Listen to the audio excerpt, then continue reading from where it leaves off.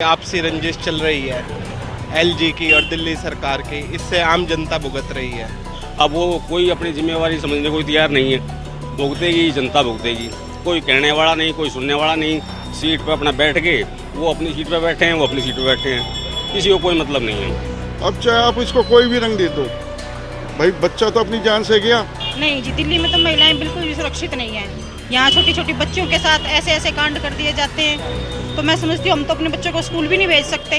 राजधानी दिल्ली में law and order चरमरा रहा है और इसको लेकर दिल्ली सरकार और एलजी के बीच कुछ खींचातानी भी चल रही है, जहां आरोप और प्रत्यारोप के सिलसिले जारी है। ऐसे में हम आज चौपाल में बात करेंगे दिल्ली के लॉ एंड ऑर्डर पर और कौन है इसका जिम्मेदार। हमारे साथ मौजूद हैं नजफगढ़ से कुछ लोग मौजूद हैं, गांव देहात के लोग हैं। यहाँ पर मेन मार्केट है नजफगढ़ की, हम इनसे बात करें। सर, क्या कहेंगे, जिस तरह से अभी देखा गया शाहबाद डेयरी में एक लड़की की सरेआम हत्या कर दी गई, इस तरह से लॉ एंड ऑर्डर हो रहा है, तो दिल्ली के हालात कहाँ जा रहे हैं? हालात बहुत ख़राब हो रहे हैं। जो ये इनकी आपसी रंजिश चल रही है एलजी की और दिल्ली सरकार की, इससे आम जनता भुगत रही है। ये आम जनता के लिए बिल्कुल भी ठीक नहीं है।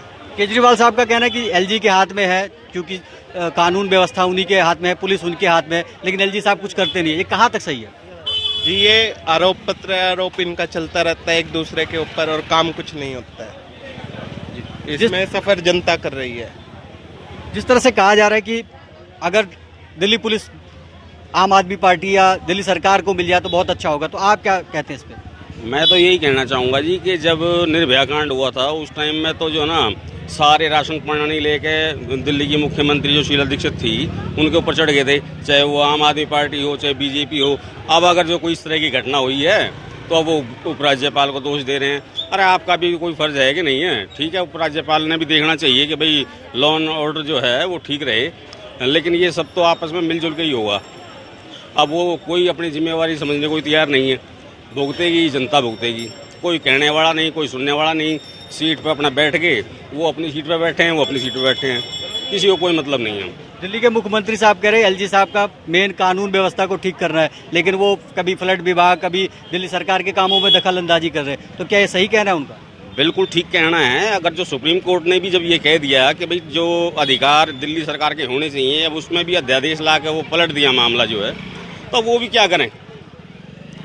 दिल्ली में तो कोई पावर है ही नहीं सरकार के पास। सारी अध्यादेश के जरिए जो है ना वो वापस ले ली उनसे। अब कोई कहाँ क्या करेगा क्या नहीं करेगा, ये सारी केंद्र सरकार की जो ना समस्या है। और उन्होंने देखना चाहिए कि भाई दिल्ली सरकार को जो है काम करने दे, वो चुनी हुई सरकार है। और जो है ना मेरे ख्याल से ये गलत हुआ जो भी हुआ है। जिस तरह से कानून व्यवस्था है वो एलजी साहब के पास में है और कहीं ना कहीं वो अपने काम से मुकर रहे हैं या दूर जा रहे हैं, ऐसा लग रहा है आपको?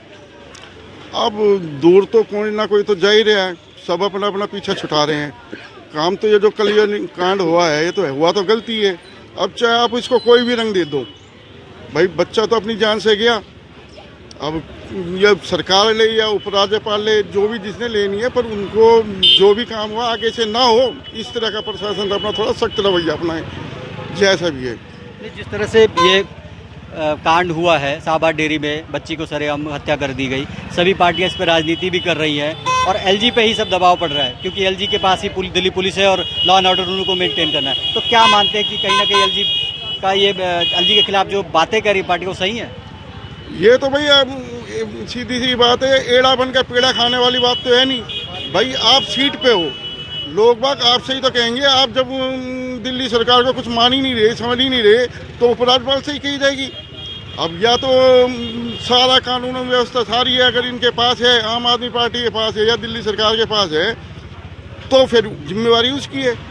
अब जिम्मेवारी तो किसी न लेनी पड़ेगी। और जिम्मेवारी क्या है कि आगे ऐसे कोई कांड ना हो, इसलिए है ना सख्त से सख्त कार्रवाई हो और 2-4 आदमियों को आंखें भी हो कि भाई ये गलत हुआ है। एज ए आप एक महिला हैं, क्या देखती हैं? क्या आपके इलाके में पुलिस सतर्क है, बाकायदा गश्त करती है? कुछ ऐसा है आपके यहाँ पे माहौल? नहीं जी, दिल्ली में तो महिलाएं बिल्कुल भी सुरक्षित नहीं है। यहाँ छोटी छोटी बच्चियों के साथ ऐसे ऐसे कांड कर दिए जाते हैं, तो मैं समझती हूँ हम तो अपने बच्चों को स्कूल भी नहीं भेज सकते। 10वीं की छात्राओं के साथ ऐसे सरेआम ये काम हो रहे हैं, तो हम सुरक्षित है, ना ही हमारे बच्चे सुरक्षित है। कहा जा रहा है दिल्ली सरकार जो है अब खींचतान चल रही है एलजी के बीच में, मुख्यमंत्री के बीच में, लेकिन जनता एज ए जनता आप क्या समझते हैं, क्या होना चाहिए आप? तो जनता तो उन दोनों के बीच में पिस रही है, जनता तो उन दोनों के बीच में पिस रही है। वो अपना फायदा देख रहे हैं, वो अपना फायदा, जनता के बारे में तो कोई सोच ही नहीं रहा है। जी, तो आप बताइए कि दिल्ली सरकार जो कहती है एलजी पे दोष लगा रही है, एलजी साहब कुछ कर नहीं रहे, दिल्ली पुलिस एलजी के हाथ में, आपको लगता है यहाँ पे सब व्यवस्था ठीक है पुलिस की तरफ से? बिल्कुल भी नहीं, बिल्कुल भी नहीं। अभी मेरे पीछे एटीएम से पैसे निकल गए और जहाँ मेरा एटीएम बदला वहाँ से भी किसी के पैसे निकल गए। वहाँ मेरे पास पुलिस वाले का फोन आया, मैं वहाँ भी गई, यहाँ भी कार्रवाई की, कहीं से कुछ नहीं हुआ। पुलिस वाले नहीं करते बेटा कुछ भी, चाहे एलजी के अंडर में हो चाहे केजरीवाल जी के अंडर में हो, पुलिस वाले नहीं करते कुछ भी। तो जिस तरह से दिल्ली की जनता का कहना है, नजफगढ़ की जनता है जिसका कहना है कि पुलिस कार्रवाई कुछ नहीं होती, भले ही जो है पार्टियां आपस में तू मैं करे, एक दूसरे पर आरोप प्रत्यारोप लगाएं, लेकिन मौजूदा हालात ये है कि लॉ एंड ऑर्डर पूरी तरह से दिल्ली का चरमराया हुआ है और लोग बुरी तरह से परेशान है, चूंकि क्राइम इलाके में बढ़ा हुआ है। इसलिए लोगों का यही कहना है कि दिल्ली पुलिस जो है पूरी तरह से अपनी कारगुजारी में फेल है। दिल्ली से ओपी शुक्ला, दिल्ली तक।